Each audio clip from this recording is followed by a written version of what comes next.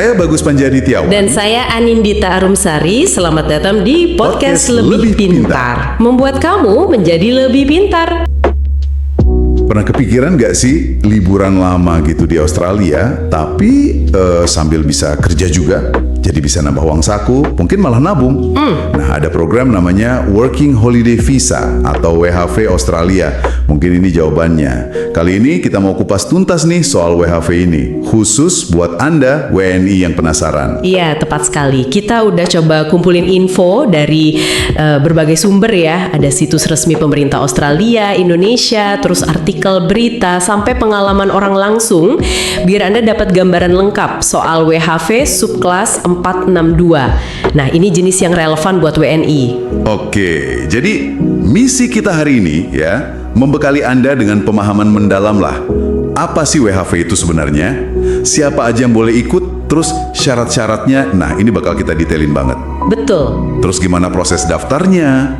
Yang katanya lumayan menantang itu, biayanya berapa? Sampai nanti kerja dan hidup di sana itu gambarannya kayak apa? Siap ya? Mari kita mulai bedah bareng-bareng. Siap. Kita mulai dari yang paling dasar dulu ya. WHV ini kan bukan sekedar visa liburan biasa aja gitu. Apa sih bedanya? Jadi gini, WHV, Working Holiday Visa, itu intinya izin tinggal sementara. Anda bisa tinggal di Australia, tujuan utamanya sih liburan. Tapi enaknya itu dikasih hak juga buat kerja secara legal. Oh, bisa kerja ya? Iya, bahkan bisa juga sambil ambil kursus singkat gitu. Tujuannya sih bagus ya buat pertukaran budaya antar negara. Nah, kerjasama WHV antara Indonesia sama Australia ini udah lumayan lama loh, jalan dari 2009. Jadi bukan program baru. Oke, udah cukup lama ya berarti. Durasinya setahun ya kalau nggak salah untuk visa pertama. Tapi dengar-dengar bisa diperpanjang juga. Betul, visa pertama itu berlaku 12 bulan. Nah, yang menarik memang ada kemungkinan buat diperpanjang. Bisa untuk tahun kedua, bahkan tahun ketiga. Tapi ya itu, ada syarat-syarat khusus yang mesti dipenuhi. Biasanya sih terkait jenis pekerjaan sama lokasi kerja pas tahun pertama. Jadi kesempatannya lebih lama buat tinggal kerja sambil liburan. Menarik itu. Nah, ini penting banget nih buat WNI. Jadi Australia itu punya dua jenis utama WHV. Ada subkelas 417 sama 462. Oke. Buat kita, warga negara Indonesia, yang berlaku itu hanya subkelas 462 Work and Holiday Visa. Ini beda sama 417 yang biasanya buat warga negara kayak dari Inggris atau Kanada gitu. Oh gitu. Apa bedanya yang paling utama antara 462 buat kita sama 417 itu? Ada beberapa beda kunci sih. Untuk subkelas 462 yang kita bahas ini, pertama, ada syarat kualifikasi pendidikan. Minimal itu setara D3. Pendidikan ya? Iya, terus kedua, wajib buktiin kemampuan bahasa Inggris, minimal level fungsional. Nah, biasanya ini lewat tes kayak IELTS. Oke. Dan yang ketiga, ini khas banget. Kita perlu surat dukungan dari pemerintah Indonesia, namanya SDUHV. Nah, umumnya 3 syarat ini nggak ada di visa 417. I see. Lebih banyak syaratnya ya buat kita. Oke, sekarang bagian yang kayaknya paling ditunggu-tunggu nih. Siapa aja sih yang bisa daftar? Syarat utamanya apa aja? Usia pasti ngaruh kan ya? Tepat, usia itu salah satu filter utama. Jadi, Anda harus berusia antara 18 sampai 30 tahun. Penting nih, patokannya itu pas Anda mengajukan aplikasi. Oh, pas apply ya? Iya, jadi kalau misalnya umur 30 tahun, tapi belum ulang tahun ke-31 pas apply, itu masih bisa, masih aman. Oke, noted. Nah, biar gampang diingat, kita coba kelompokkan ya syarat-syarat utamanya dari info yang kita punya. Pertama, ini kriteria personal dasar. Oke. Jelas ya, mesti warga negara Indonesia, punya paspor Indonesia yang masih berlaku cukup lama. Idealnya sih lebih dari setahun. Oke. Terus tadi, usia 18-30 tahun inklusif, dan status pendaftarannya sebagai individu, jadi nggak bisa bawa anak tanggungan. Oke, itu basicnya. Terus ada kriteria kemampuan dan finansial kan? Nah, betul. Kedua, kriteria kemampuan dan finansial. Yang pertama tadi soal pendidikan, ini syarat khusus 462 ya. Minimal udah lulus D3 atau setara. Kalau masih kuliah S1 gimana? Nah, kalau masih kuliah S1, syaratnya itu sudah menyelesaikan minimal 2 tahun studi. Nanti harus ada buktinya, transkrip atau KHS gitu. Oke, siap. Terus soal bahasa Inggris? Iya, harus ada bukti kemampuan bahasa Inggris minimal level fungsional. Nanti kita bahas deh skor tesnya apa aja yang diterima. Sip. Terus yang soal dana. Nah, ini juga penting. Harus bisa nunjukin punya dana yang cukup buat biaya hidup awal. Minimalnya itu AUD 5.000. AUD 5.000 ya, itu sekitar 50 jutaan lebih ya, tergantung kurs. Iya, betul. Buktinya biasanya pakai rekening koran atau bisa juga surat referensi dari bank. Oke. Nah, yang ketiga, kriteria soal karakter dan kesehatan. Yap. Ketiga, kriteria karakter dan kesehatan. Anda harus dalam kondisi kesehatan fisik dan mental yang baik. Nanti ini perlu dibuktikan lewat medical check up, tapi nggak di sembarang tempat, harus di panel dokter yang ditunjuk sama Australia. Oke, ada tempat khususnya ya? Iya. Terus nggak punya catatan kriminal serius, buktinya pakai SKCK, minimal tingkat Polda. SKCK Polda, oke. Terus soal riwayat visa. Anda belum pernah dapat WHV Australia sebelumnya. Terus nggak punya riwayat visa Australia yang pernah dibatalin atau ditolak. Nanti pas apply juga harus setuju sama Australian Value Statement. Oke. Nah, ada lagi nih yang tadi disebut syarat administratif khusus buat WNI. Nah, ini dia yang paling krusial buat kita. Yang keempat, syarat administratif khusus WNI, SDU WHV. SDU WHV. Surat dukungan untuk work and holiday visa. Ini kayak tiket prakualifikasi gitulah. Wajib didapat dari Direktorat Jenderal Imigrasi Indonesia sebelum Anda bisa lanjut apply visa ke Australia. Tanpa SDU WHV ini, aplikasi visa Anda nggak akan diproses sama sekali. Wah, oke. Ini penting banget berarti ya. Jadi SDU WHV ini kunci pertama. Syaratnya lumayan banyak dan detail ya ternyata. Sekarang kita masuk ke proses pendaftarannya deh. Katanya ini bagian yang paling bikin deg-degan, paling menantang. Ada 2 tahap utama kan ya? Urus SDU WHV dulu di sini, baru apply visa ke Australia. Tepat sekali. Prosesnya memang 2 tahap gitu. Nah, tahap pertama itu yang sering dibilang paling menegangkan. Berburu SDU WHV dari Ditjen Imigrasi kita. Berburu ya istilahnya. Iya, karena kuotanya itu terbatas. Prediksinya sih buat 2025 sekitar 5.000 kuota. Dan jadwal pembukaannya itu sering jali mendadak banget diumuminnya. Biasanya lewat situs sduwhv.imigrasi.go.id atau Instagram mereka @ditjenimimigrasi. Wah, mendadak. Iya, makanya persaingannya itu ketat banget. Sering disebutnya war kuota. War kuota. Jadi kuncinya harus siap sedia dokumen dari jauh-jauh hari dan pas pengumuman keluar langsung gerak cepat gitu ya. Banget. Persiapan dan kecepatan itu kunci utama di tahap ini. Langkah-langkah umumnya buat dapat SDU WHV ini kira-kira gini. Gimana tuh? Pertama, ya pantau jadwal. Mesti rajin cek pengumuman resmi kapan pendaftarannya dibuka. Biasanya sih sekitar Juli, tapi ya nggak ada yang pasti. Oke, pantau terus. Kedua, pas udah dibuka, registrasi online cepat. Langsung serbu situs SDU WHV Imigrasi, karena kuota itu bisa ludes dalam hitungan menit atau jam aja. Wah, secepat itu ya? Ya. Ketiga, unggah dokumen digital. Semua dokumen yang tadi disebutin itu mesti udah siap dalam format digital. Pas foto, paspor, IKTP, bukti pendidikan, sertifikat bahasa Inggris, bukti dana AUD 5.000, surat pernyataan keabsahan yang pakai materai, SKCK. Perhatiin juga format filenya PDF, JPG, PNG, sama ukuran maksimalnya. Oke, dokumen harus siap tempur. Betul. Keempat, tunggu verifikasi. Setelah submit, ya tinggal tunggu proses verifikasi dari imigrasi. Kalau data Anda lolos verifikasi dan Anda kebagian kuota, nanti SDU WVCHV akan diterbitkan. Tapi ingat ya, dapat SDU WVCHV ini belum jaminan dapat visa. Ini baru langkah awal, tiket buat lanjut ke tahap berikutnya. Oke, anggaplah war kuota berhasil dimenangkan, SDU WVCHV sudah di tangan. Langkah selanjutnya, baru deh kita mengajukan visa subclass 462 ke pihak Australia. Nah, ini gimana prosesnya? Oke, tahap kedua ini prosesnya dilakukan sepenuhnya online lewat portal namanya IMI Account di situs resmi Departemen Dalam Negeri Australia. Alamatnya imi.homeaffairs.gov.au. Oke, full online ya? Iya, langkah utamanya gini. Pertama, siapkan dokumen lagi. Beberapa dokumen mungkin sama kayak buat SDWHV, tapi ada juga yang beda atau butuh format spesifik.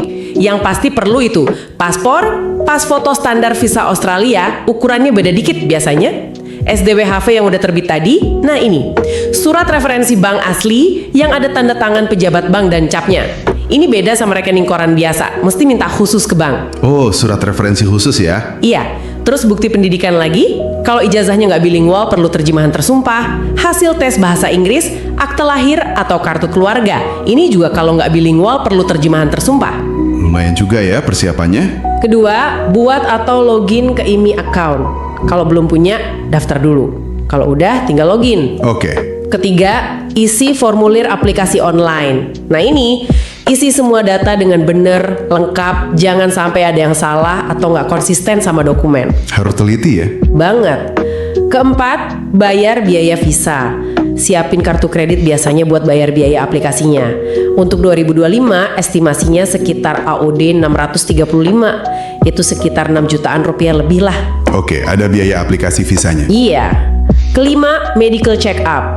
Nanti Anda akan diminta atau bisa juga proaktif duluan buat periksa kesehatan di panel dokter yang ditunjuk Australia di Indonesia tadi.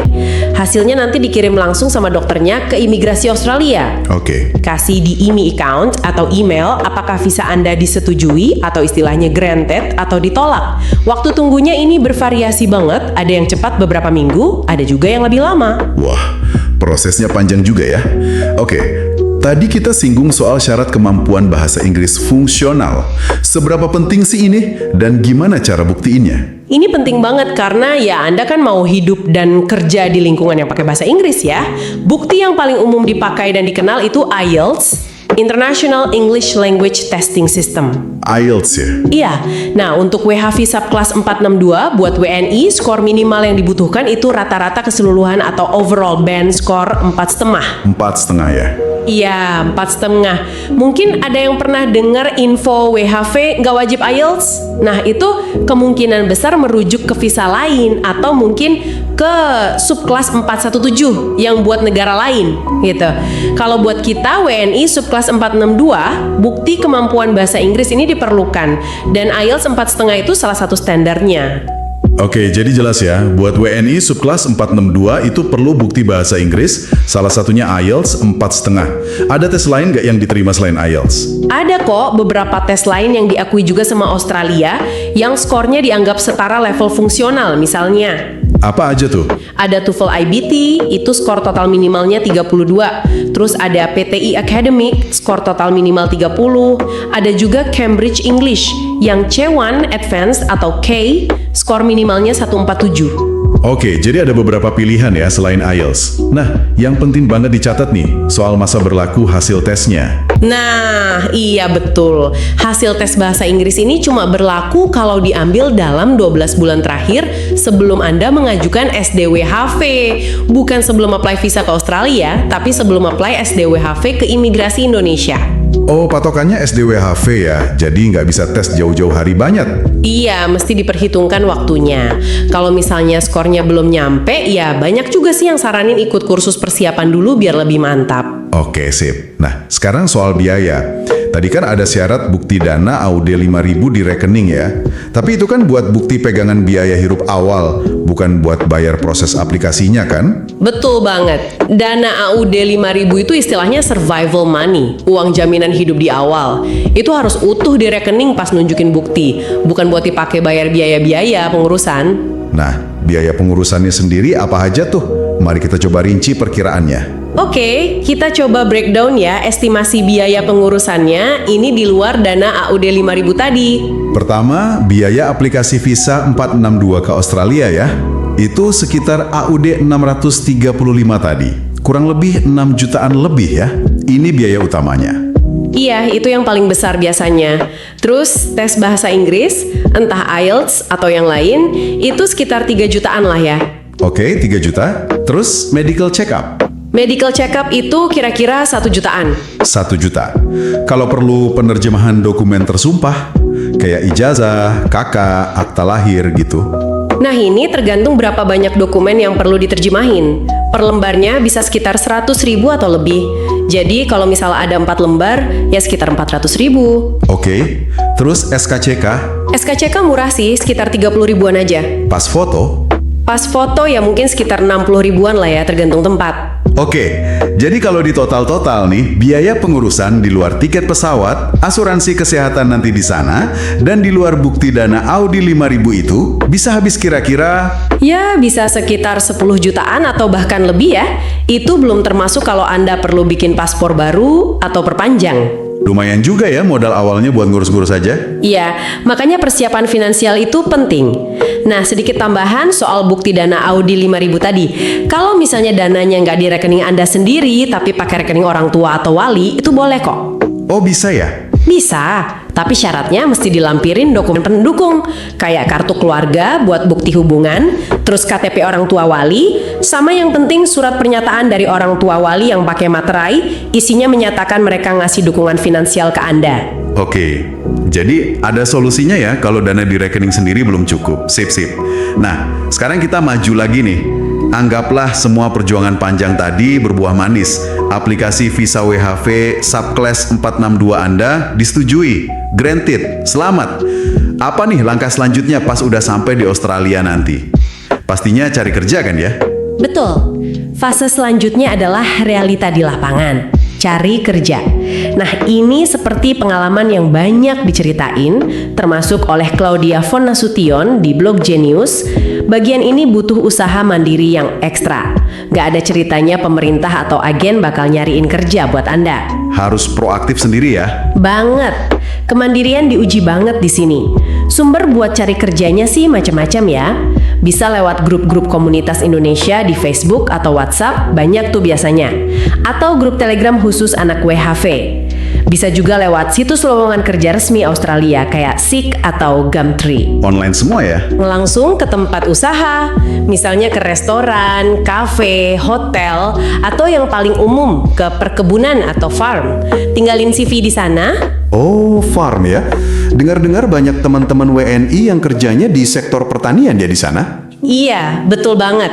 Data dan pengalaman nunjukin kalau sektor pertanian kayak metik buah atau sayur itu sangat dominan. Di periode 2023-2024 aja, sekitar 55% pemegang WHV WNI itu kerjanya di sektor ini. Wah, separuh lebih ya. Kenapa tuh? Salah satu alasannya karena jenis pekerjaan di regional area kayak pertanian ini sering jadi syarat kalau mau perpanjang visa buat tahun kedua atau ketiga. Jadi banyak yang sengaja cari kerja di sana. I see. Selain pertanian, apa lagi? Di hotel housekeeping, jadi pelayan, barista, atau bartender.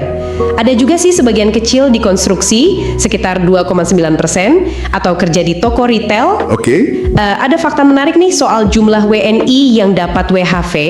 Di periode 2023-2024 kemarin, WNI itu dapat 4.578 visa WHV untuk tahun pertama. Lumayan banyak ya? Nah, yang bikin kaget, jumlah itu ternyata sekitar 22,2% dari total visa WHV tahun pertama yang dikeluarin Australia buat seluruh dunia. Serius? 22%? Gede banget dong porsinya buat Indonesia. Ya, gede banget. Ini nunjukin kalau minat WNI itu tinggi banget.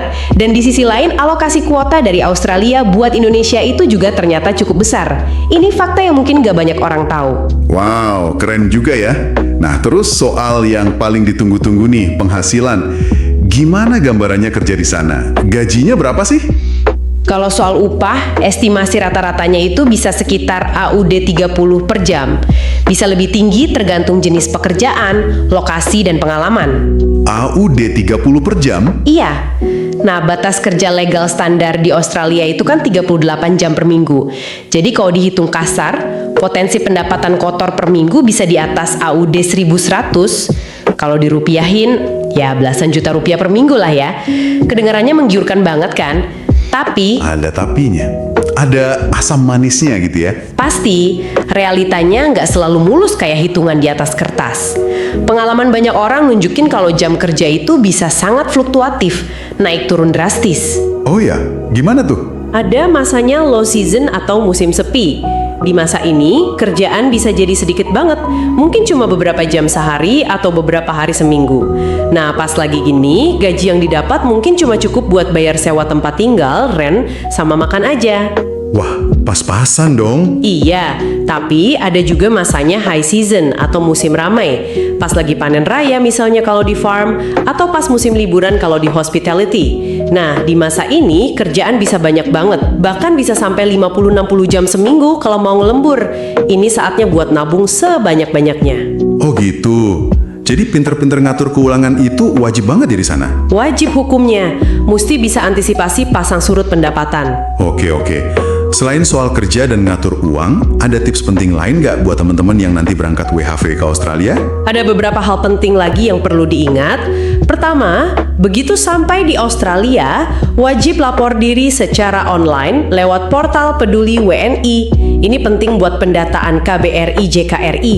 Jadi kalau ada apa-apa, amit-amit ya, mereka punya data Anda dan lebih gampang bantu. Oke, lapor diri. Penting itu.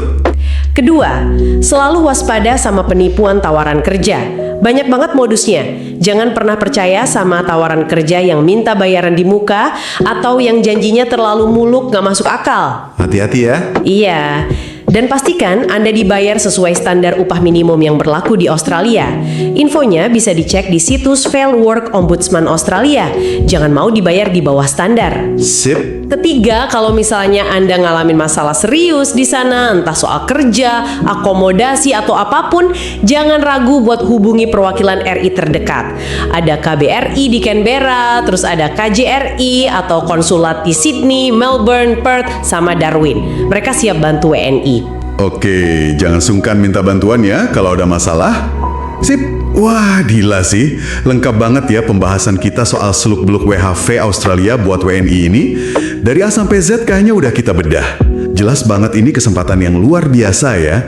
Bisa dapat pengalaman hidup yang beda banget, kerja sambil keliling Australia, belajar mandiri, ketemu orang dari mana-mana. Iya, potensinya memang besar banget. Pengalaman yang bisa mengubah hidup lah istilahnya. Tapi ya itu tadi, di sisi lain persiapannya juga nggak main-main. Syaratnya ketat, prosesnya berlapis, kompetitif banget. Terutama pas war kuota SDWHV itu. Bener. Biayanya juga lumayan kan tadi kita hitung. Terus kehidupan kerja di sana juga ada dinamika naik turunnya yang mesti siap dihadapi.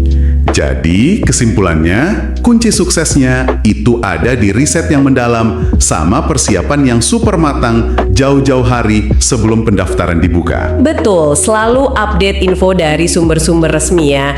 Jangan cuma dari kata orang. Cek situs Ditjen Imigrasi kita, situs Department of Home Affairs Australia. Persiapan bahasa Inggris sama finansial juga jangan dianggap remeh. Ini bukan sekedar liburan panjang yang santai, tapi bisa dibilang sebuah komitmen besar ya. Iya, komitmen waktu, tenaga, dan biaya. Tapi ya itu, bagi yang memang niat dan siap menghadapi semua tantangannya, pengalaman yang didapat nantinya bisa jadi sangat berharga dan gak ternilai. Nah, untuk Anda nih yang udah menyimak pembahasan mendalam kita dari awal sampai akhir, kami mau tinggalin satu pertanyaan buat jadi bahan renungan Anda. Setelah tahu semua seluk-beluknya, syarat yang ketat, proses yang menantang, biaya yang lumayan, sampai dinamika kerja dan potensi penghasilan di sana, apakah petualangan WHV ini jadi sesuatu yang benar-benar ingin Anda coba? Tantangan spesifik mana sih yang paling bikin Anda mikir dua kali? Dan sebaliknya, peluang apa dari program WHV ini yang paling bikin hati Anda tertarik buat mencoba? Pertanyaan bagus tuh buat direnungkan. Saya Bagus Panji Adityawan. Dan saya Anindita Arumsari. Ini adalah podcast Lebih Pintar. Membuat kamu menjadi lebih pintar.